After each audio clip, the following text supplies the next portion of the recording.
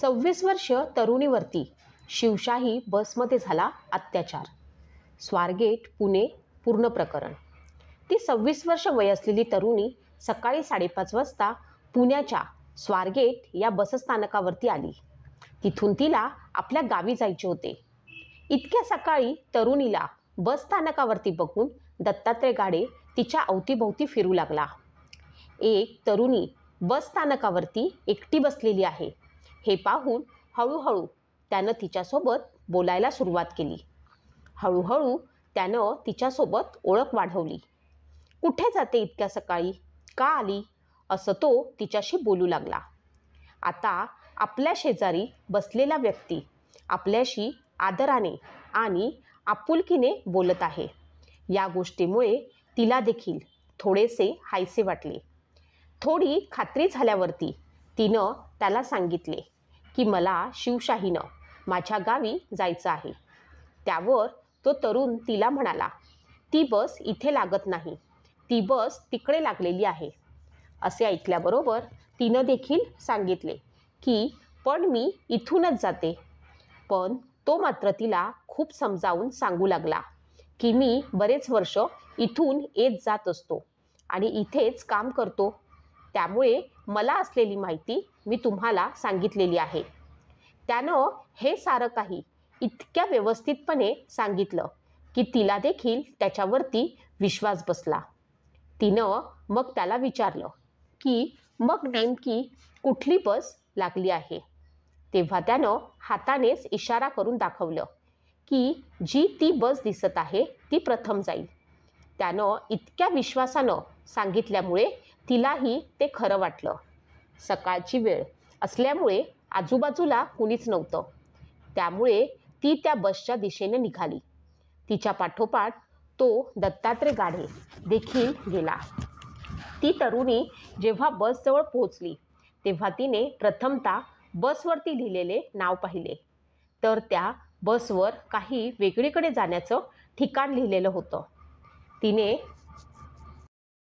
लगेचच त्याला त्याबद्दल विचारलं. तेव्हा तो म्हणाला, अजून बसचा तो बोर्ड बदलला जाईल. तिने पुन्हा इकडे तिकडे पाहिलं, पण सर्वत्र अजून अंधारच होता. तेव्हा त्यानं सांगितलं, ही रात्रीची बस असल्यामुळे सर्व दिवे अजून बंद आहेत. पण तिने ठेवलेला तो विश्वास चुकीचा होता, कारण कधीही अशा अनोळखी माणसांवरती विश्वास ठेवणं चुकीची गोष्ट आहे. ती बसमध्ये चढली. जेव्हा तिनं बसमध्ये चढल्यावरती इतरत्र पाहिलं तर तिथे कुणीही नव्हतं, म्हणून तिने पुन्हा उतरण्याचा प्रयत्न केला असता बसचा दरवाजा बंद झाला. तो दत्तात्रय गाडे बसच्या आतमध्ये होता. आता मात्र ती फार घाबरली होती.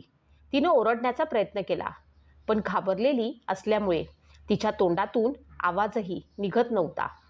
त्यानं तिच्याकडे पाहून तिला धमकावले, जर ओरडली तर तुला इथेच मारून टाकेन. आता मात्र तिला त्याच्या मनातील डाव कळला होता, पण खूप उशीर झालेला होता. त्या नराधमाने तिच्यावरती अतिप्रसंग केला. ज्याच्यावरती आपण विश्वास ठेवला त्यानंच आपल्यासोबत असं कृत्य करावं, यामुळे काही वेळासाठी तिला काही सुचतच नव्हतं.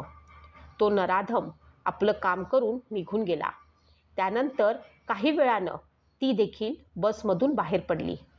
पण आता मात्र निराशेनं ती ग्रासली गेली होती. बस स्थानकावरती तिच्यावरती अत्याचार झाला हे कुणाला कळूही शकलं नव्हतं. ही बाब मोठी तिच्यासाठी होती. तिला धक्का बसला होता. त्यानंतर ती दुसऱ्या बसमध्ये बसून आपल्या गावी निघाली. आपल्यासोबत झालेल्या अन्यायाची वाच्यता करावी ही देखील हिंमत तिच्यामध्ये राहिलेली नव्हती. काही अंतर पुढे गेल्यानंतर तिनं आपल्या मित्राला फोन केला आणि आपल्यासोबत घडलेला प्रकार सांगितला. तेव्हा त्यानं तिला धीर देत, तू हे अगोदर जाऊन पोलिसांना सांग, असं सांगितलं. त्यानंतर तिच्या मनामध्ये थोडीशी हिंमत आली आणि ती तिथून उतरून पुन्हा पोलीस स्थानकामध्ये गेली आणि तिने आपल्यासोबत घडलेला सर्व प्रकार तिथे सांगितला. लगेचच तपासाची यंत्रणा फिरली. CCTV फुटेज तपासले गेले. थोड्याच वेळात त्याची ओळख पटली. तो एक सराईत गुन्हेगार आहे हे देखील समोर आलं. तो चोरी करून आपला उदरनिर्वाह करत असे. या अगोदर देखील त्यानं अनेक महिलांवरती, मुलींवरती अतिप्रसंग केले होते. तो नेहमी आपल्या चेहऱ्यावरती मास्क लावून फिरत असतो. चोरी करणं हेच त्याचं काम होतं. त्याच्यावर अनेक गुन्हे दाखल होते अशी माहिती पोलिसांनी दिली. त्या तरुणीसोबत अत्याचार केल्यानंतर तो दत्तात्रय गाढे आपल्या गावी गेला होता. तिथे जाऊन तो महाशिवरात्रीच्या कीर्तनात देखील जाऊन बसला होता. जेव्हा गुन्हा दाखल झाल्यानंतर त्याचा फोटो टीव्हीवरती दिसला तेव्हा तो घरातून पळाला. 3 दिवसाच्या प्रयत्नानंतर पोलिसांनी त्याला पकडण्यामध्ये यश आले.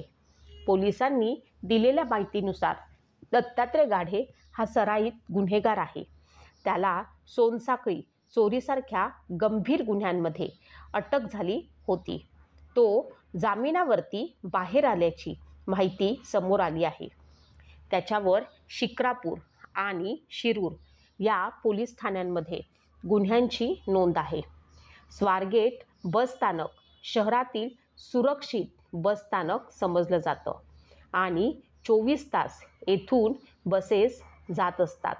हा आरोप कितीही रेकॉर्डवरील असला तरी स्वारगेटला इतक्या गाड्या उभ्या असताना, आजूबाजूला इतकी माणसे असतानाही घटना कुणालाच कशी कळली नाही हा प्रश्न सगळ्यांनाच पडला आहे. राज्यात एकीकडे कायदा आणि सुव्यवस्थेचा मुद्दा गाजत असताना शिक्षणाचे माहेरघर असलेल्या पुण्यातून ही एक धक्कादायक बातमी समोर आली आहे.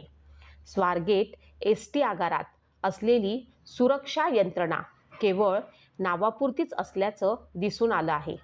त्यामुळे स्वारगेटमधील 23 सुरक्षारक्षकांना निलंबित करण्यात आलं आहे. ही अतिशय लाजिरवाणी घटना आहे. आपल्या मुली शिवशाहीसारख्या चांगल्या बसने पाठवण्याचीही आता पालकांना भीती वाटणार आहे. इतक्या गर्दीत असे होऊ शकत असेल तर मुली सुरक्षित कशा? खरी गोष्ट म्हणजे मुलींनी किंवा महिलांनी कधीही अशा अनोळखी ठिकाणी एखाद्या पुरुषावरती, मुलावरती विश्वास ठेवू नये. कारण मानवी मन म्हणजे राक्षसी प्रवृत्तीचे मन आहे.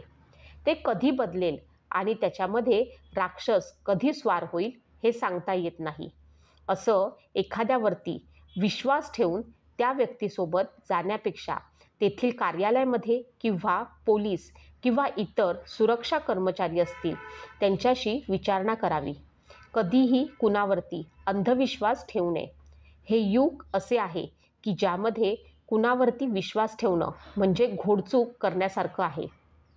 सगळेच काही वाईट नसतात हे जितकं खरं आहे तितकं एकच हे देखील खरं आहे की लोकांना ओळखणं, त्यांच्यावरती विश्वास ठेवणं योग्य नाही.